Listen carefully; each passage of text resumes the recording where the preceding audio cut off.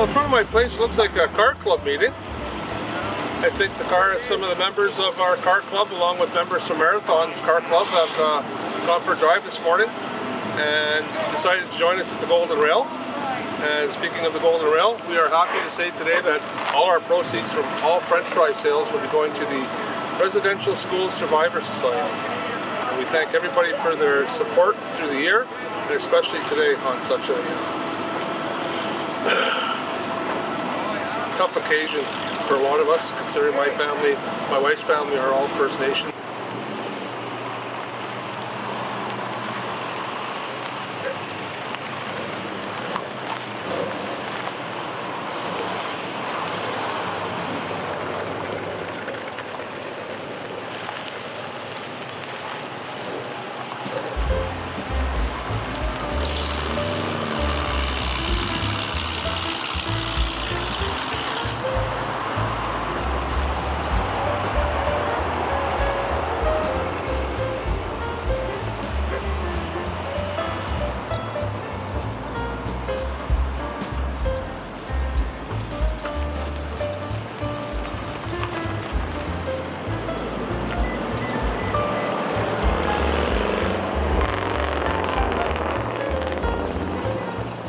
Well, it was got a message from Marathon Car Club. They were looking at coming up for a ride today on the holiday, and they had a few vehicles coming up. So we worked with the Scriber Terrace Bay Club, which is the Superior Classics Car Club, and we got a good little turnout. How many people would you say were here? About 20, I guess. I think we got about 20 vehicles. It's a good ride in too. We all come in a nice long convoy, so it's fun. I bought this car last year in Thunder Bay. It's as far as I know, it's a 47 Mercury Monarch. It's a 3-speed transmission and has a flathead V8 engine, and it runs real smooth. The engine actually was rebuilt, so it's in pretty good shape, but it's sure fun to drive.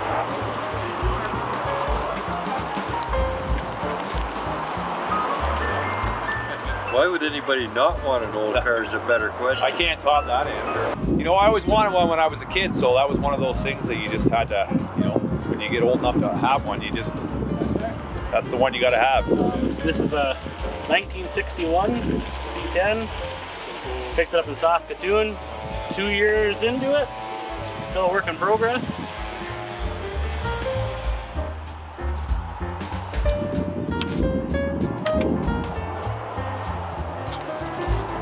I picked a Corvette because I've always wanted a Corvette. I've had it since 1988, and that's the car of my dreams. 53 Pontiac, 39.6 in it. Owned it for about 15 years. It's all original. Well, how many years did it take you to restore it? I'm still not done. So 15 and count. Now, most people that have these cars, they usually do a lot of the work themselves, a lot of the restoration themselves. Is it easy to do that kind of stuff when you're living somewhere like Scriber or Terrace where it's very remote? I mean, it's not like you're in California and there's 100 guys doing body work. And you literally do everything yourself and learn as you go, eh? Exactly. That's what with this one, really and for truly, this car, when I purchased it, had no roof on it. I purchased another car to get the roof off of it to put on this car. Needed extra parts and so on. I found a third car and I took parts off it. So the majority of this car is there's 3 different vehicles in here. The original stuff is pretty well the front fenders, the doors, the hood, and the trunk lid.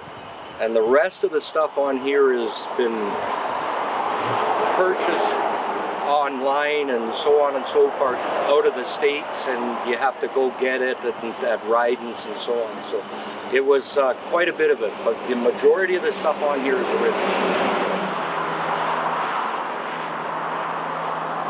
Well, it's a 1935 Ford, 2-door. and it came to my house on a boat trailer. And then I put it all together, and this is what we ended up. This has been a long, long time. How long have you had it? From the early 80s. Yeah, real early 80s I've had it. So how are you doing with the French fry sales? Very good. Well, the car club actually brings people together. I mean, right this weekend we've got Marathon Club down here. Nipigon Red Rock guys come down. We used to have car shows in the ball field all the time. Thunder Bay people came down. And then we run the annual drag races. So the drag races bring a lot of money to Terrace Bay and Scriber, hotel-wise, gas-wise, insurance-wise, and lots of people benefit from that. The Thunder Bay, we have big support from Thunder Bay for all of this, so they buy their food and everything that's down here for that weekend specifically. But during the course of the summer, we like to try and get the cars out and do a cruise, and this is our first one for this year, and it's turned out relatively well. Some of the donations that we've given to our big donations was $10,000 to the regional hospital, $10,000 to George Jeffries, $10,000 to the McCausland Hospital, and we like to give a little bit more to the locals. We have a voting that you can put in who your favorite charity was. We give to the Humane Society, we give to the bursaries for the school, for the awards going away to school for specifically for technical or the academic part for the school people. And that's something that we just started in the last couple of years. So we try and stay involved in giving back to charities, that's all.